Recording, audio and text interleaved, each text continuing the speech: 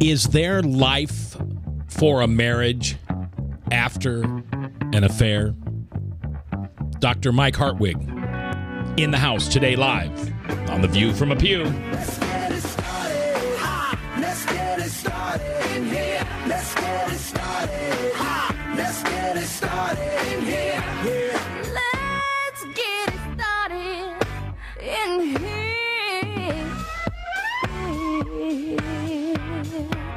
Welcome to The View from a Pew, a conversation among Christians who are out to grow their faith by asking the simple questions, the tough questions, and the stuff you really wish your pastor would talk about. Come on now, let's reason together. It's your voice we want to hear. The phone lines are open, so join the conversation. Call 855-244-0077. That's 855-244-0077. Now, here's your host, J. Michael McCoy. 4 minutes after the hour on this, the 11th day of the 10th month of the 12th year, which means today is 10/11/12. And I tried to think in my itty-bitty little white trash brain when that will ever happen again. Now, we're going to have a 12/12/12, but that's it then, right? Mm-hmm. Then we're done until the 22nd century. Well, that's if we don't expire due to the Mayan calendar. Yeah, that's true. That's true. 21st, isn't it? December 21st is when it ends. I don't pay attention. Have you been thinking a lot about that? No. I don't pay attention to that. I really don't. I was thinking maybe there's some misery you wanted to get yourself out of. But I thought... Since we're talking about marriage, maybe that's your hope. Divorce attorneys all over are weeping from that statement. Yeah. So I thought today we'd have a major announcement on View from the Pew, given that it's 10, 11, and 12. Right? Okay. Yeah. Perfect day? Yeah, perfect day. You think it's okay to have a major announcement? Well, I think we should have a major announcement. Okay. Would you like to do it, or should I? Well, I'm going to do it, but get Bob. Bob, have you heard about this major announcement at all? No, I just read it on Facebook. You just read it on Facebook. You've heard nothing about it, huh? Nothing. Nothing, huh? Does it involve me? Well, I mean, it might involve you. It's hard telling. I mean, I'm just trying to.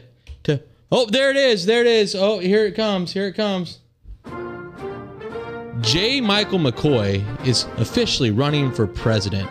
Now, J. Michael McCoy can run on a record of integrity. He has never voted for a pro-abortion stance. In Congress, he has never signed a bill. He has never signed a bill into legislation. He is in fact never done a negative anti-Republican vote ever in Congress or in the House. So there you go. There's my man for president right there. With my little buddy Tom Coates as my running mate. Yeah. Well, Tom Coates is a fiscally responsible guy. You got to have one of those in there. Sure. Oh. No, I'm done with the music. But that's going to be your background. So would that drive you to vote? I am voting. That is literally what I'm You're writing him in. He says he's going to write me in and then take a picture of it and put it on his Facebook. camera and put it on Facebook. So I'll have the official documentation and proof that. Although Coates would be a great vice president. Yeah, I mean it works well. I've done all the details. Yeah. What's USDDDD? It doesn't. Oh, it's yeah. They got. You just screwed up when you typed it in. Yeah. Yeah. For those listening on the radio, we're watching something that he put on the web, which is my logo, McCoy Coates. He kind of looks like the R from the Romney. I spent a lot of time studying his logo. Yeah. It is almost verbatim their logo. Have you spoken to Tom about this? No. No, I didn't speak to you about it. I just put you on the ballot. Yeah, you did. Okay, well, okay, I'm on the ballot. Yeah. No, you're not on the ballot. He's putting your name on the ballot. That's when he writes it in. Close enough. So I can't say I'm on the ballot. Well, no, you can't. will be. No. You can be on my ballot. Yeah, you're going to be on his write-in. Yeah. Yeah. That's what you can say. I'm going to be on a ballot. Yeah, I'm going to be on a ballot. So that means that Coates needs to fly down to be part of that debate tonight. Absolutely. Yeah. Can you see him go after Biden? I think it'd be great. I saw the cutest cartoon. And we're going to get to our very important point here in a minute. And I actually do have a big announcement. You just tried to overshadow it. This is a pretty good one, though. I do like that. I thought you'd like. I told nobody'd be offended, but it was funny. What does that say? I don't know. I saw the cutest cartoon today, and it's two men standing behind a podium, and one is dressed in a suit. Ryan, he's dressed in a suit and tie. And behind him is a blackboard with all kinds of things written on it. You can't read any of it. Behind the other podium is a man in a clown suit holding a pie. I think that's probably the way it's going to go tonight. All right. So stay tuned for another big announcement, because we simply can't have two big announcements in one break. I mean, in one period. No, but when we fade out, it's going to go to that. Paid for by Americans who want better choices. That's a really good-looking logo. He has too much time on his hands. He does. He does. All right. We've got Dr. Mike Hartwig here in town today, and you've been traveling all over the place. Oh, man, crazy. Florida? Is that where you were? I forget where I am. Okay. It's a blur. It's a blur. Does your wife like it when you're gone or when you're home? I say it's like a conjugal visit every weekend, so Okay. it's nice. All right. Yeah, that's so nice, but it's not nice being away. Well, my wife loves it when I'm gone, and I'm never gone. Yeah. So, I'm never gone. Right. All right, today we're going to talk about a tough subject, which, I think I open up half of the shows with that statement, that we're going to start out with a tough subject. But I think that's what we ought to do in Christian radio. I mean, I listen to R.C. Sproul every morning, and I listen to the other pastors, and I listen to New Life Live at noon, and I like MedVed, and I enjoy those shows. But I think every once in a while, and we do it for an hour a day, Monday through Friday, we ask some of the tough questions. You should have been here yesterday. We unpacked, and this is not a joke, we unpacked whether being a non-believer meant you had a mental disorder. And I'm working on a theory that those of us who can see God, we have a filter. And just like you have lenses in your glasses, which helps you to see better, or you might have a scan over them so the light doesn't hurt your eyes. I think some of us are blessed to have the God filter, and it pops down, and everything we see has God in it. Right. Does that make sense? Oh, yeah. I think that's biblical. Really? I think that... Listen, did you hear that? Yeah, I think my it's biblical. theory is biblical. I agreed with your theory yesterday. Oh, you did? Yeah, we didn't disagree on it. Yeah. When I was a child, what's that passage in Paul writes? When I was a child, I spoke like a child, thought like a child. Yeah. There's one I saw things. I'd have to look that up, but I'm almost sure it's in there. So on this program, every day, we ask some of the tough questions. Well, today we're going to talk about what a marriage looks like after an affair. What does a marriage look like after an affair? Because unfortunately, you've had way too much experience with this. Are you looking at me? Yeah. Oh, you mean other people? Yeah.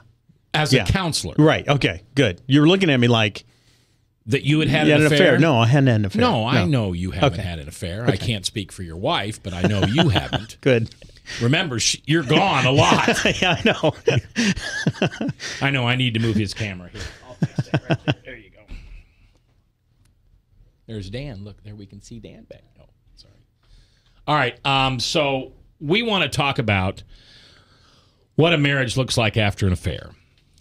Because it's funny you should want to talk about this today, because I just had a very, very long conversation with a brother of mine yesterday in a men's group, how he is just, he had an affair 3 years ago, 4 years ago, what it did to his daughters and his wife and his workplace, and how it just kind of like ink in chalk permeated so much. Yep.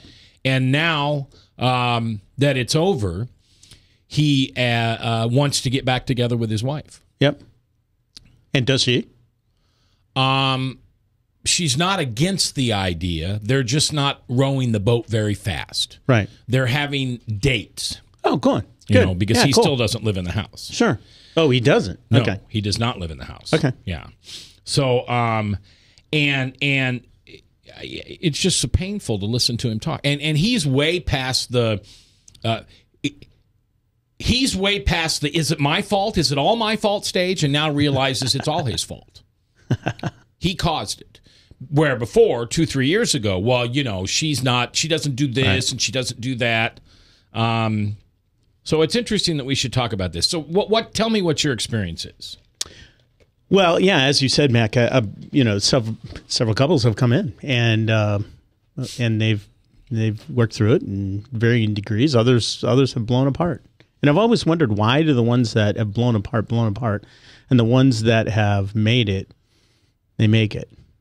Like, without getting too much detail so you can figure out who these people are. But one couple came in and they... How would I ever figure out? One of your listeners might, and that kind of scares me. But I want to be... I'll change enough in here so nobody can figure out what's going on. Please don't ever do that. Yeah. But, and I want to maintain people's integrity, obviously. But...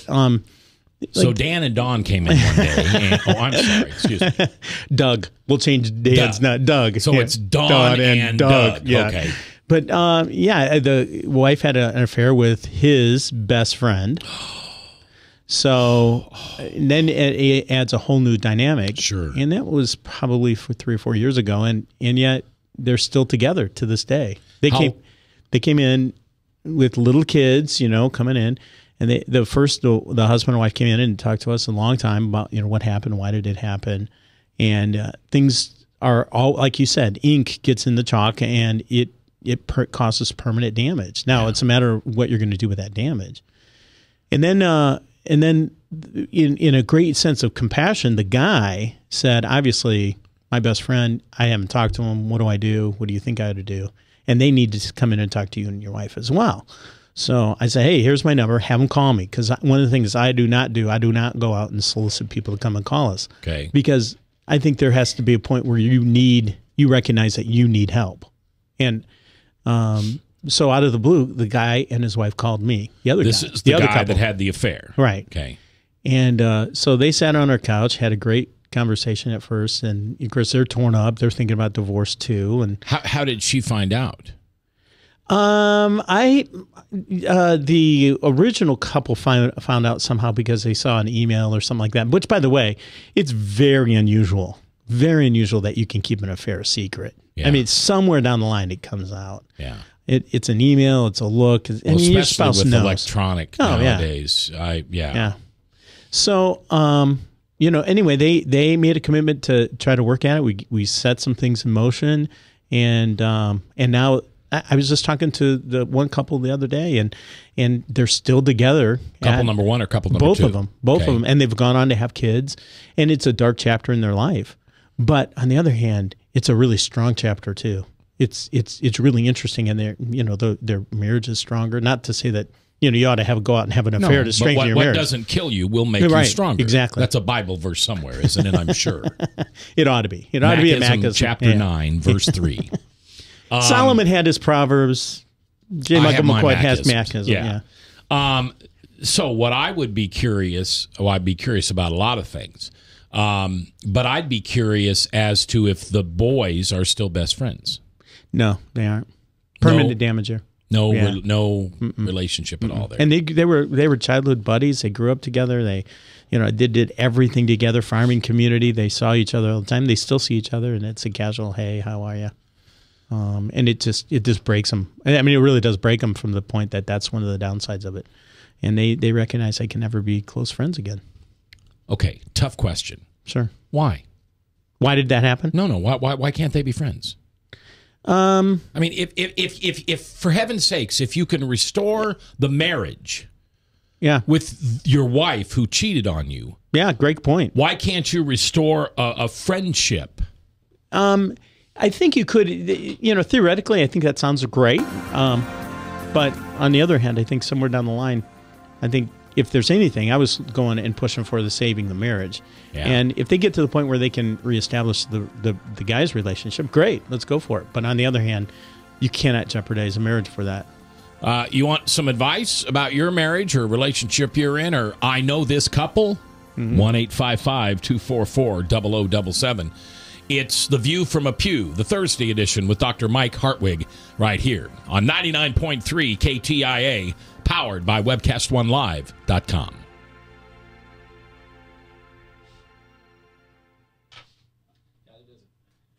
Leach, owner and general manager of Service Legends. I brought along a couple of the home comfort heroes.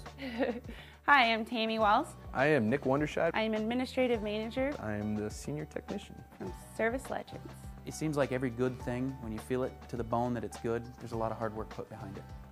I don't think that you can fake it and have it turn out good. You know, if we seem like, okay, that's just weird, it's just a furnace, why would you believe so deeply in a furnace? It's not just that, you know, we want to show the world that you can have good service. Yeah, I mean, it's got to be, it's your home. You know, it's built into our daily trainings, it's built into our culture, that we're going to do whatever it takes to have each client say they love us, period. That's why we spend all the hours in the training that we do. And if we guarantee it's going to be a good experience for you, or else it's free, what type of work do you think we're going to do? There is a guarantee. Temperature selection guarantee, fixed rider it's free guarantee, comfort guarantee, best value guarantee. All of these guarantees hold us accountable to ensuring that we exceed your expectations. And if for whatever reason we'd fail and we can't make it right, we guarantee all of those guarantees with a 100% money back guarantee. I mean, if you don't think that your technician can fix it right, are you going to say that to a client? No. You don't have to worry about having a technician come to your house. We drug test, background check all of our team members. We put safe people in your home. Each and every one of our service techs, 400 hours a year in training. You tell it the minute they walk in the door. They know what they're doing, they've done their homework, and they actually truly care about what you want. Because at the end of the day, you're the person that makes sure I have a job. They're going to be listening. They're going to want to know what your challenges are. Then they're going to come and give you options, and you get to choose. If I'm there to help and I make it easy and painless, I did my job right that day. Well, when it comes to your comfort, safety, and your family, you know, you don't necessarily go buy the most expensive, but you get the most bang for your buck. Oh, it's worth it, because there's a lot of people that will find a way to get it to work right now and then leave and then come back, charge you again, and the cycle just repeats itself. So when I'm out there looking at the furnace, I want to find why it failed today. How can we change the part today with something that you're not going to have to worry about? Is it worth changing the part today? I mean, you can put a lot of money into a furnace. I can fix parts all day. There's good job security in that for me, but is it the right thing for you? I get a lot of the phone calls of after the technicians are there. They're just in awe. They're like, wow, you guys are great. I mean, I don't even know what to say. You guys are great. Everything you did was perfect. It was great. Keep going though, I like this. Just give us a try. I'm going to take all the risk. I've got the time to make this right. I've got the support to make it right. Just check us out. And if you don't see the value in what we do, I mean, fixed rider, it's free or 100% money back. enough said.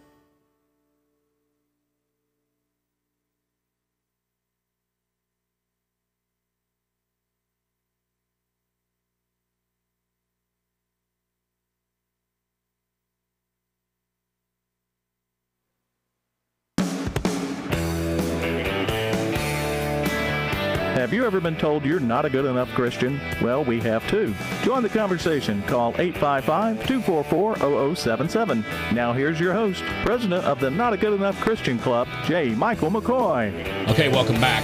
It is a magical day. Today is 10/11/12.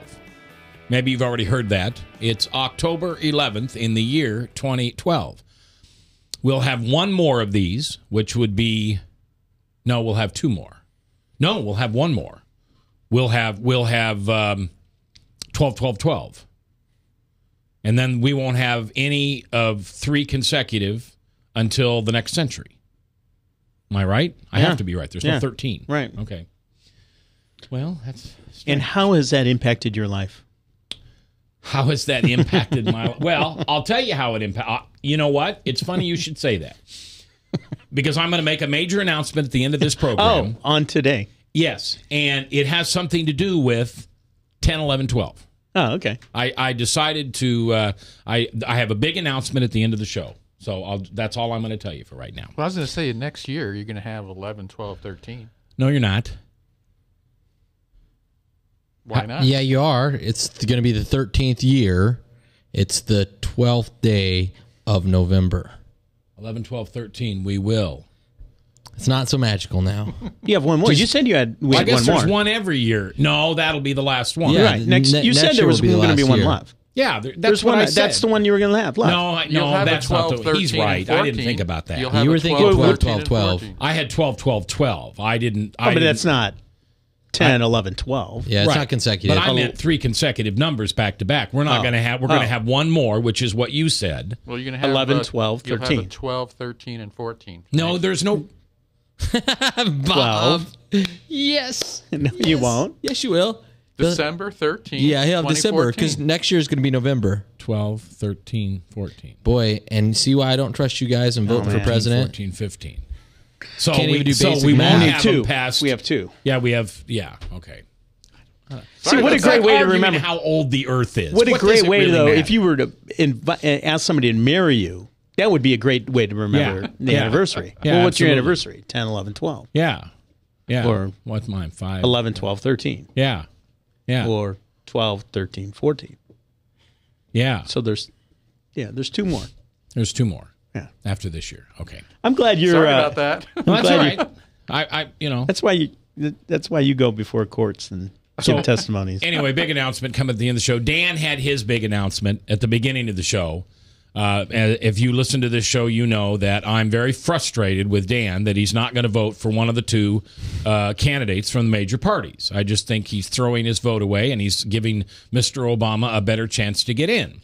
So he's agreed to write in a candidate, and he announced today that he was going to write in me for president and Tom Coates for vice president. Oh, I even got campaign commercials, attack ads, and plan for you. Do you really? You have no idea what the next month of your life's going to be like. You should have left You me got to alone. stop smoking weed, dude. It's just too much. You should have left me alone. Don't poke the bear. Don't poke the bear. Oh. So, Mr. Marriage Counselor, what would you say if one of the spouses said, you should have left me alone? Don't poke the bear. I have no idea. I don't blame you. All right. Bob Monster at the Cat in the Hat watching the chat. Mr. Father Tattoo in there running the shoe. And Dr. Michael Hartwig is in, and we're talking about a tough subject. What does a marriage look like after an affair? Now, you use the example where a woman had an affair with a guy's best friend. How did he find out about it? Well, I think Electronic something. Yeah, or another? they stumbled upon an email. Okay. But the interesting thing about it, all the couples that have come and see us, they stumble upon it some way, but it emerges from a sense that something's not right, and I don't think it's wise to. You can't hide it. I think and it only makes it worse when you try to do. Right. And I had somebody in our office one time that it was a pastor and his wife for 3 weeks in a row. I said, everything stinks. Something smells here. I think you're having an affair. And I just called her on it. She said, no, I'm not. I'm really not. I'm not. And then sure enough, the 4th time, she gave in. And I got a call from the pastor and he said, my wife's been sleeping around on me. I caught her. So, Boy, yeah. That's got to be just. Oh, yeah. And then how it spins around the church. And I mean, it's just terrible. It's just absolutely terrible. Yeah, how does that ministry, not that church, right? But how does that ministry of that pastor and his wife survive? Oh yeah, it doesn't. No, yeah, that one didn't. She was so bitter and she was so hurt and everything that there was no reconciling her. Was it about him as a man or him as a pastor? I think it was her. I think it really was. She had wandering eyes. She wasn't all about the marriage. And here, that's one of the things, I think is so important when you get into marriages. Is it till death do you part? Is it? And I counsel couples on this who are thinking about getting married all the time. If you can't look at your spouse and say, "Hey, even if they create the most heinous crime, we're in this thing together, till death do us part." You shouldn't get married. Right. She sleeps around in you, or I sleep around on her. Whatever the case is, you're together. Not that you're going to do that, but that's what real marriage is all about. Now, do I live in La La Land? Of course I do. But on the other hand, I also think that that's what the Bible talks about. Well, Eve deceived Adam. Yeah, right. I mean, let's throw the divorce gauntlet there. Yeah, we always talk about the great fall of man. Right. Well, that's also the great fall of marriage. Right. Then the kids don't like each other, and one kills the other one. Yeah. Yeah, and is there a particular reason why today is all about the woman doing something wrong? Have you noticed both stories, and then you just blamed Eve? We'll get to where the guy's the jerk. Well, yeah, okay. We'll get to one of those. Okay, I just Feeling wanted to know. left out, are you? No, I like to think the woman is the problem. Yeah, we have women on the chat, and I just want to make sure that they were equally represented here. No, we're not doing that at all. But in most cases, it's the man who cheats. I don't know. Not Really? today. Yeah, Okay. not today. I Not think today. it's going. Yeah, it goes both ways. I think earlier on when I first got in the ministry and start working with couples, I think it was definitely more men. But every time a man has an affair, there's got to be well, I guess in Iowa that may not be true, but there's ought to be a woman. There is another woman that's fooling around too. So it's if someone's fooling around, it's kind of breaking up two families. Yeah, So. you talk about that. It's my week to meet with guys. I met with a guy this morning whose wife left him Right. For a woman, Oh, yeah. Oh, that's terrible. and they have a 2-year-old child. Yeah. Yeah. Yeah. And it comes down to this. And I happen to believe very strongly that marriage is supposed to be a picture of God's love relationship with us. In fact, the whole, my daughter got asked to be married, asked to get married by a guy a couple of weeks ago, and we're all excited about this. But Hold on. So my daughter's getting married. Yeah, my daughter's getting Have you met the guy? Oh, yeah. Love him. Yeah, and he sat around the table, dinner table. He says, Mr. and Mrs. Hartwig, I got to ask you something. And I said, well, the boys are going to be here too, so do you want to meet with everybody? And he says, I really don't want to. And I said, no, we'll just have all the boys, because I kind of figured this was going to happen. You kind of figured this was going to happen. Yeah. So Well, we're one of sitting these around. days it's gonna happen. So he sits down. And he says, "I'd like the permission to marry your daughter. In your case, the sisters too." And the boy says, "Nah, I don't think so." It was so funny. For a half hour, we were just giving him trash, saying, "No way, you haven't earned the right to be in this family." He knew It's hilarious. that you were kidding, right? Oh yeah, he's a great guy. We're really excited. Okay, good. But are you going to counsel him? No, but I'm going to see that they do. Okay. Yeah, they go through counseling. Yeah. So, but one of the things I really believe, and as I was thinking about this, when the wife or the bride comes walking down the aisle, she's dressed in her white robe, and all these people are around. They all stand. That's a picture of what happens in Genesis, where God presents a woman to a man. Eve gets presented to Adam. Yeah. And it's a wonderful picture of God's love for us in instituting the family and the marriage in the first place. And God never intended that to be broken. And any time a family breaks up is really a tool of the devil. And Isn't there actually a line in the Bible that says God hates divorce? Oh yeah. Okay. Oh yeah. In Malachi chapter 3, verse 16, it talks about, and the interesting thing about that is why is it's a precursor to that. He says, "Why did I make them one?" He's talking about husband and wife. Why did I bring a husband and wife together? It says, "I desire a godly offspring." In other words, the best place for evangelism to happen is not on the mission field. It's not in our Awana program. It's not in our Sunday school. It's not from the pulpit. It's in the family. Yeah. God brought a husband and wife together to teach their kids about biblical principles. And then he goes on and says, "I hate divorce." And why? Because it erodes the ability to teach kids the principles of the gospel. So is it also biblical that if you're cheated on, it's okay to have a divorce, or is that a man-made thing? See, the interesting thing about that happened in the early church history of Erasmus. I mean, they were going through this thing, and the common thing was, and that was hugely controversial because people were not having. And what do you do with somebody that's sleeping around? What do you do? Yeah. What I happen to believe is that when Christ refers to the exception clause, it refers to as that. It doesn't refer to divorce. That gives you a right to divorce your wife. What that means is that it's bad and it's an exception all the way around. And what I would point to is the example of Hosea. Hosea married, under God's direction, married a prostitute. She came in, they had a happy marriage, had a couple kids, and then she started playing the harlot again, started sleeping around. God says to him, "Stay with her, stay with her." So he went behind her back, paid the guy that she was living with to take care of her because he was going to kick her out on the street. Okay. And behind her back, he goes, a wonderful picture of what God does for us. We play the harlot. Sure. And God still sustains us, provides for us. And then finally, God says, I've had enough. Don't give any more money. And so the guy gets frustrated. He's broke, the guy that she was living with, decides to put her up on the auction block, sell her into slavery. Guess who buys her? Her husband. Her husband. And then Jose makes a wonderful statement to her. Now you are mine because you have been bought with a price. And then the spiritual implications are, we are God's because we've been bought with a price. Now we have an obligation to live in a love relationship with God. But there's another case where God uses a marriage to picture our love relationship with him. He doesn't want divorce. He hates it. So just to clear this up, there isn't any. Is there anything? I don't think so. I don't think so. Okay. I'm one of those that believe that there's no case for divorce.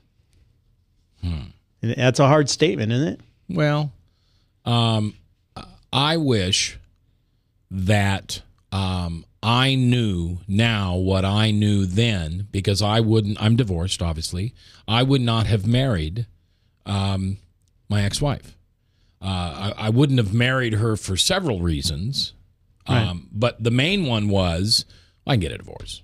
I mean, it was all around me. Yeah, you could go ahead and get married because divorce was fairly easy. If this doesn't work out, Yeah, I knew people as growing up. And, I grew up in the 60s and then in the early 70s. And it wasn't that common. But both of my mother's brothers got divorced. Yeah. Both my uncles. So it was like, oh, well, this must be okay. Yeah. Yeah. See, and I think that easy divorce has really radically destroyed. I love Ronald Reagan, but one of the worst things he ever did was get no-fault divorce in.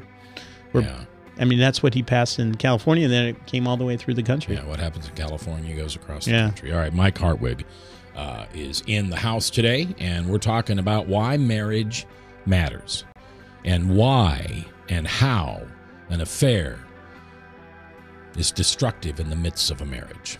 We're coming back live on KTIA. From the RE/MAX Real Estate Concept Studios, this is Webcast One Live. Drug and alcohol addiction slowly steals a person's identity, tearing away pieces of their life little by little until one day it seems like the hope of a happy future is gone and there's no chance of getting it back. Here at St. Gregory Retreat Centers, we can assure you that there is hope. Our unique approach to recovery begins with the understanding that the dysfunction and damage caused by addiction can be overcome, not just dealt with. Don't let another day go by. Call St. Gregory today.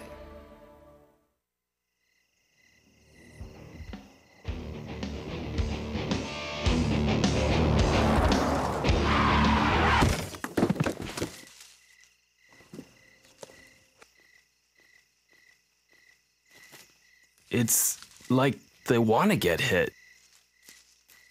Need a body shop?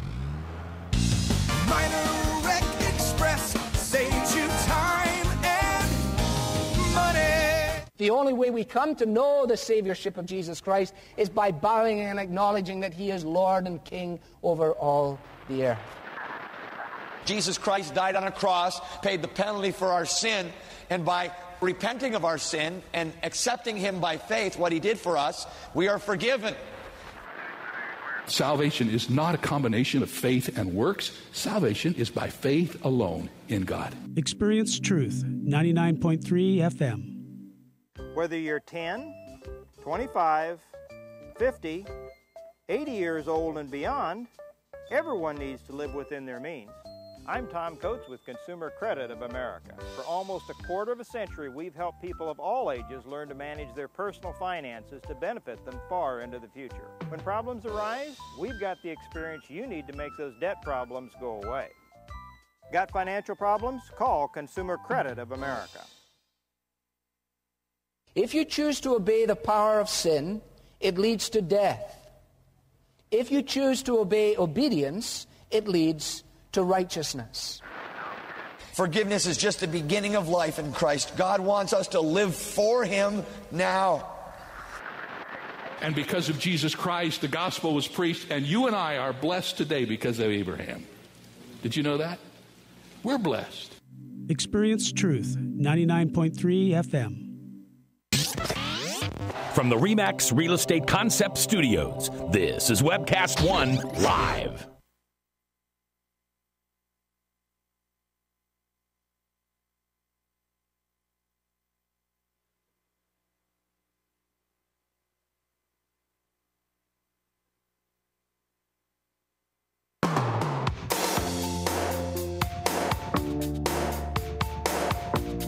If you sit in the back pew or the front pew, it's your voice we want to hear. The phone lines are open, so call 855-244-0077. Now, here's J. Michael McCoy. Okay, 338, 22 before the top and the Salem Radio Network. And what you see behind me is see, I don't, how do I say this? I give Dan free will. Even though I may be the namesake on the show. You mean free reign? You don't have the power to give free will. Okay, free reign. Okay. Yeah, oh yeah, that would be bad. Yeah, I give him free reign. He knows boundaries. Of course, if you know Dan, he doesn't have free will either. I actually chose you. Here I have free will. So some of the stuff that goes on behind the scenes is very genuine. You know, Dan and I didn't sit down and make all this up for a joke. So, and that's what most people think, of course, that I would say it's a joke, and Dan would, and everybody would believe that, oh, you guys planned it and stuff, and I didn't. No. But the joke is that he will not vote for one of the two major candidates in the presidential election. And I said, that's horrible that you're not going to vote for president. And so he decided he was going to write my name in. So that's the big news. And but I do have a big announcement at the end of the show, so make sure you're listening. Dr. Michael Hartwig is here. And, of course, Bob Montserrat, the Cat in the Hat. We're talking about life after an affair, marriage after an affair. And in the last segment, we were talking about the fact that there's no biblical example of when a divorce is okay. But Bob, you found different, or a listener found different on the chat? Well, yeah, I looked up divorce, and Matthew 19, I can start at 8. And this is New King James Version. He said to them, Moses, because of the hardness of your hearts, permitted you to divorce your wives, but from the beginning it was not so. And I say to you, whoever divorces his wife except for sexual immorality, New King James, and marries another commits adultery. Okay, can I stop you there? Read the passage without the exception clause. Okay. And I say to you, whoever divorces his wife and marries another commits adultery, and whoever marries her who is divorced commits adultery. Okay. Now, the controversy is the exception clause. Let me tell you what has happened with that exception clause. Except, okay, traditionally when it first came out of the early church, there were no exceptions. And what that classically in the original, and this is well documented outside of biblical things where the early church was writing and those kind of things. If somebody went and divorce was not acceptable, even if your partner had an affair. Well, but Jesus said it was. No, what Jesus, and this is that's in the Greek. I just looked it up to make sure. If you looked it up in the Greek, then you would know that exception clause refers to that. Obviously, the immorality has already happened. Sure. Yeah, it's not something that you should go out to do to cause divorce. Is that what you're? No, what he's saying is if you go out and if you force a divorce, you've created adultery, a situation of adultery. If you divorce, okay, if you divorce your wife, you cause adultery, right? That's what the passage says. Except if adultery has already happened. I'm telling you what came out of the chute right in the early church was that exception clause was kind of like, well, obviously, except if she slept around, adultery has already happened. Okay. That's what that's what the spirit of the passage was. What has happened then, and this happened probably in the second generation with a guy by the name of Erasmus. And he was kind of a liberal Jewish teacher, and he is the one that came in and started introducing this idea that Well, the exception, if somebody has a divorce, well, then, or has adultery, then you can go ahead and divorce them, which was radical at the time. But it got more and more play because it kind of fit people's living styles. It's like, okay, well, she slept around, then it gives me, and it was very male dominated. So they thought, hey, yeah, if she sleeps around it, yeah, it gives me an excuse to trash him. But we'll never know. But can you explain that one more time, just a little slower? I'm not trying to question. Okay, let's take it. Let's piece it. Let's piece it out. Take the passage. Yeah, let me go to it real quick. Okay, read it for me, and I'll tell you what this is the way a Hebrew mind would hear it. Okay. Go ahead. Let me get it in context here. Sorry, I'm going to the whole chapter here.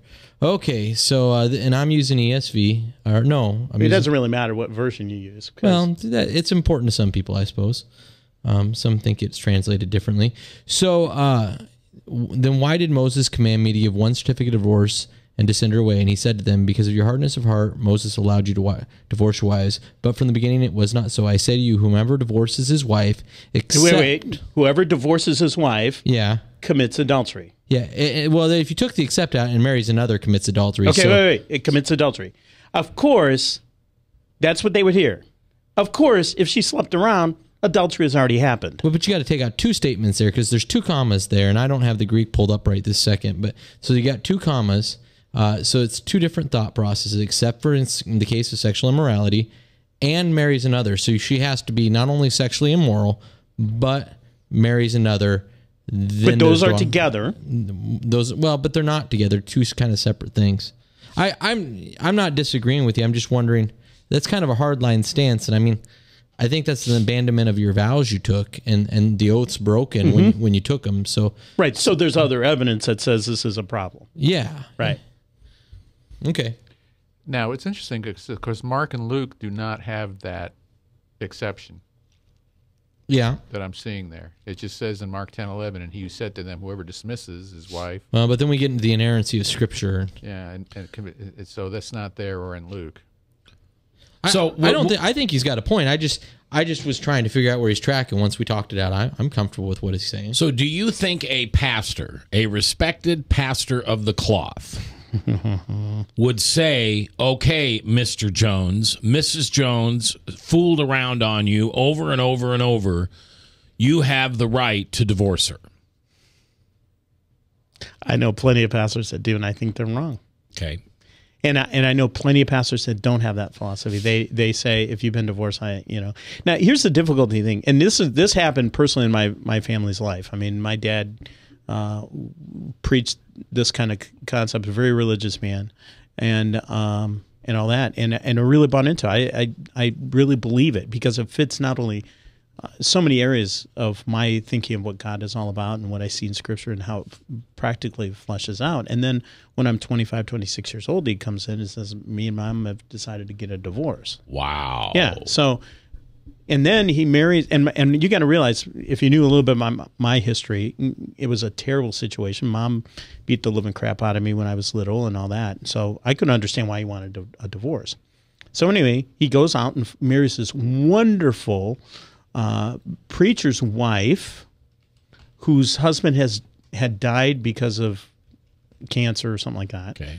And they are as happy as a witch in a broom closet, in a broom factory, and just happy as can be, and serving God in churches. And it's just broken every one of my paradigms that you should not get remarried if the spouse is living. So while that's what I believe in Scripture, what I see practically living out is just really totally different. It's a difficult position. Talk about a difficult subject. It really is to me, because what I see in Scripture is that divorce is wrong. It's painful. God hates divorce. Yeah, I don't see anything. Bob, I are you agree trying with to that. say something? Well, no, I was just, there's a comment on chat. I don't believe God would expect a woman or a man to stay in a marriage where they are being abused. Don't think he would want kids to stay in that environment and see it. Well, I would agree that he doesn't want them to stay in the living situation, but I do think that they ought to stay connected. Now, what I've often counseled couples to do is to say, all right, I'm going to encourage you not to go for the big D, but see if you can wrestle through this and see it. Because how do you know that the wife or the kids aren't the connection point to that erring person? And to walk away from them, is that what God does? But I totally agree with that. I mean, I don't think that, you want to, if the husband's smacking you around, you should be living in that. All right, we'll talk about this because there's some thoughts here, and then we'll wrap up this, and then I've got a big announcement coming up next here live on KTIA.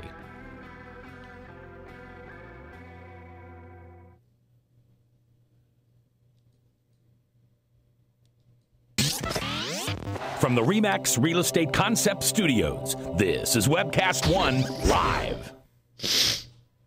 Drug and alcohol addiction slowly steals a person's identity, tearing away pieces of their life little by little until one day it seems like the hope of a happy future is gone and there's no chance of getting it back. Here at St. Gregory Retreat Centers, we can assure you that there is hope. Our unique approach to recovery begins with the understanding that the dysfunction and damage caused by addiction can be overcome, not just dealt with. Don't let another day go by. Call St. Gregory today.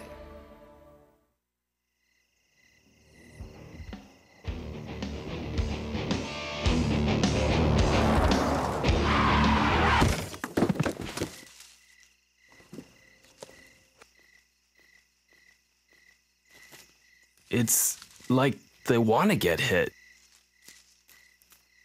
Need a body shop? Minor Wreck Express saves you time and money. If Tom Coates from Consumer Credit of America was your personal webmaster, Tom would filter out all bad debt emails. If Tom was your mailman, you'd never get any debt reduction junk mail. If Tom Coates was a lineman, he'd block any phone calls offering to reduce your credit card debt. Hi, I'm Tom Coates with Consumer Credit of America, and we're still your best choice for credit counseling. We're local, we're accountable, and we can do more. You make the call when the time's right for you. When it comes to competition, there really is none for Consumer Credit of America. From the RE/MAX Real Estate Concept Studios, this is Webcast One Live.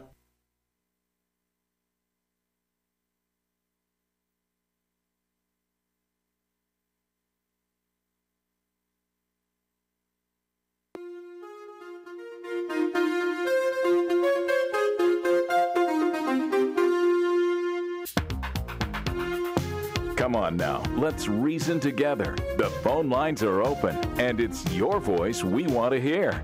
So call 855-244-0077. Now, here's J. Michael McCoy. 3:50, 10 before the top in the Salem Radio Network News, and then True Blue starring Michael Mudloff from Westkirk Presbyterian Church. Got a big announcement I'm going to give you here in just a minute. I'm going to need your help on something, so that's why it's a big announcement. Maybe it's a big request. Maybe that's what it is. Michael Hartwig, Dr. Michael Hartwig is in the house, and Bob Montserrat, the Cat in the Hat, as well as Father Tattoo, and we're talking about what life is like after an affair. And you started to say something, and then we cut off, and so I want you to continue your thought. I'm not sure what it is, but I will pick up on something. I think a lot of this is perpetuated by when we make divorce easy, we don't do our homework before the marriage as fervently. When we lock ourselves, when we realize we're about ready to lock into a 30-year commitment or 40 or 50-year commitment, we do our homework a lot better. And it's unfortunate that easy divorce makes for easy marriage, and easy marriage makes for easy divorce. But yet, we Americans, we are so bad at personal responsibility. We can buy a house and have it foreclosed on. We can buy a house or a car and have it repossessed. Mm-hmm. We can change jobs without giving any thought to how it may affect our families or our employers. We don't seem to have this in America anymore. We don't seem to have this idea that that death do us part is really the thing. Right. One of the things I always tell young couples, because I get an opportunity to, through the Alpha course at church, I get the opportunity to help some young people who are thinking about making this choice. Yeah. And I always tell them, do not do anything before you're married that you're not willing to do until the day you die. Don't do something special to win them over. Oh, yeah. Don't be disgusted or unhappy with certain traits of theirs, thinking that, well, I can change him or I can change her. Because if it doesn't happen, and most times it doesn't, right? Right. Then there's a problem. And then you look back and you go, well, he smoked when we were dating, but I honestly thought he'd quit after we had a baby. And now I just can't live with somebody who smokes. Well, and I think it also plays into our individualism in our society. We as Americans, we're very individualized. We think, it's all about us, and we make our decision. But when you get married, it's really two are becoming one. Two people are becoming one person. And they may be in two different places. My wife is teaching kindergarten today, and I'm here in the radio station. Yeah. But every bit of her is here in this room, and every bit of me is there in the kindergarten room with her. And that's by God's design. Even the marriage act is a picture of those two people becoming one. And why did God make us one is so that we can maximize our effectiveness. Two are always better than one. Yeah, my wife always says, what you go through, I go through. Yeah. Oh, and no matter how hard I try to shield her from some of the dumb things I've done in my life, and I have shielded her, I thought, but I didn't shield her heart. Right. Yeah. And when a guy has that perspective, it's amazing to see how everything changes. When a woman has that, I'm here for you, you're here for me, we're together in this. It's amazing to see how that starts to synergize. And it really is. And that's really cool to say when you're standing in front of a preacher dressed in your best duds, but say it 10 years later. Yeah. Say it after a baby dies. Yeah. Say it after you lose a job. Say it after there's adultery. And I know you know this, but marriages are not tested around the Christmas tree. Marriages are tested around a broken tree. Yeah. That's when you decide what marriage is really about. Yeah. Well, Dr. Mike Hartwig, I appreciate you being on here today. We will enjoy having you on from time to time. Excellent. And the only other thing I want to add to that, if I may, is that, and don't throw out to me, well, do you think we should stay in a marriage if we're beaten or abused?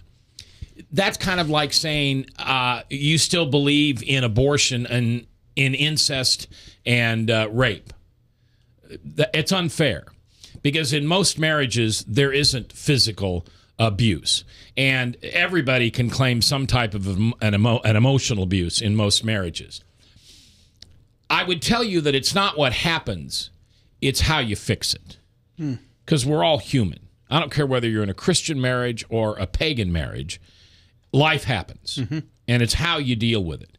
And that's where counselors like you and your wife come along and help people go through the rough spots. Yeah, you bet. So something kind of interesting, and I need time for my big announcement. Okay, give me 2 seconds. Okay, 1, 2. Well, you were talking. Just for fun, the Greek word for adultery is pornina, which is the root word of that. It's porn. Pornography. Yeah. Think about that next time you're think about looking at porn. I don't know. I'm so lucky. I know that's not a problem with you. I'm just saying, if we thought, hey, this is adultery, because it's adultery with our eyes, Christians should know that anyway, but literally they call it what it is, and we're blind to it. So that's an interesting thought. I think that's good. All right, so here's my big announcement, and I need your help. That's what it comes down to. I need your help. Now, I got to pull something up here. Would you say vote? Would you say they need your vote? No. Well, sure, you could say they. No, don't encourage people to vote for you, Mac. That's just... No, I don't want people to vote for me. You're right. All right, hold on. I got to. It's on your Facebook that you do. On my Facebook. Did you put it on my Facebook too? All right, here's the deal. I'm 53 years old this year, and I have, as everybody knows, I gave up the drink 887 days ago. And I thought I didn't have a hard bottom or a low bottom. I just was sick and tired of being sick and tired.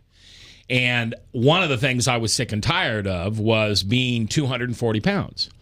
Because I was always a 215 to 225 pound guy, right? Eat a lot of ribs one weekend, I'm at 225. Diet the whole week long, I'm at 215.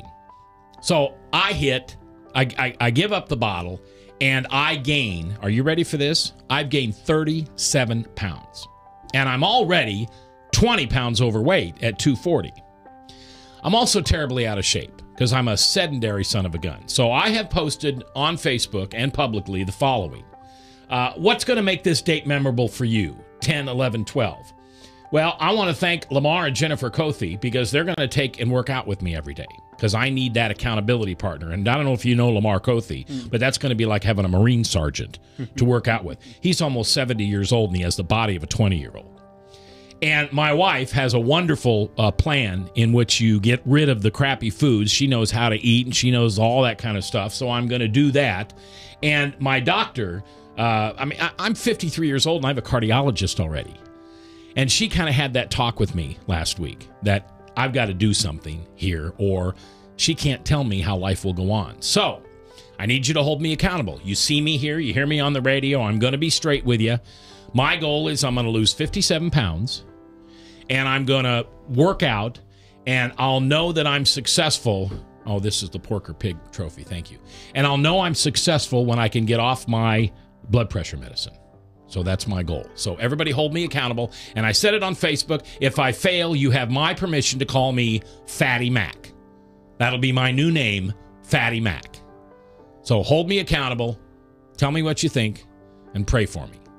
And pray for yourself. And know that God loves you. Live on webcastonelive.com.